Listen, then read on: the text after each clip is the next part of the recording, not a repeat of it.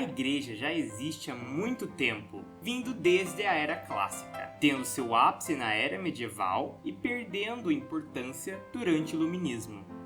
Para sobreviver por tanto tempo, a Igreja teve, em muitos momentos, que se reestruturar para manter a lealdade de seus fiéis. Na maioria das vezes, essas mudanças foram pequenas e pacíficas. Todavia, nem sempre foi bem assim que essas mudanças ocorreram. Em alguns casos, as alterações causaram disputas, brigas e mortes, como é o caso do assunto e tema de hoje, as reformas protestantes. Antes das reformas protestantes, a Igreja teve que surgir e conquistar poder.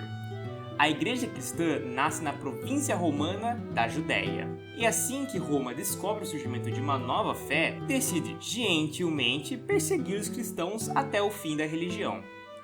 Para a infelicidade dos romanos, o plano dá tão errado que Roma vira cristã. Após a queda de Roma e o início da Idade Medieval, a quantidade mais do que infinita de reinos bárbaros decide converterem-se ao cristianismo em busca de mais estabilidade. E a Igreja rapidamente ganha uma quantidade abismal de poder. Logo eles começam a agir na política, coroando imperadores, decretando cruzadas e até mesmo criando seu próprio estado, o papado. Foi nesse momento que a Igreja começa a se tornar corrupta. O papado começa a decretar bulas e leis que iam contra a própria fé, a vender relíquias falsas, vender indulgências a preços caríssimos e abusar dos poderes da fé. Muitos movimentos começam a surgir para frear o poder do Papa. Alguns de sucesso, como a Cisma do Oriente, que divide a Igreja cristã em católica e ortodoxa. Outros, nem tanto, como os hussitas, que acabaram sendo forçados a brincar de pular fogueira, mas não por cima. Certo dia, o Papa casualmente acordou com vontade de construir uma basílica no meio de Roma, mas ele, embora fosse o Papa, não tinha dinheiro para esse projeto. Mas sabe quem tinha esse dinheiro? Nobres e burgueses, que gostariam muito de ter o perdão divino. Então o Estado Papal lança por toda a Europa uma campanha massiva da venda de indulgências e artigos religiosos.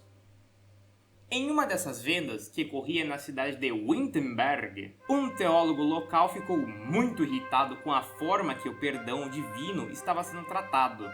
Esse teólogo era Martinho Lutero. Ele, após discutir muito com o frade que estava vendendo as indulgências, decidiu que algo precisava mudar.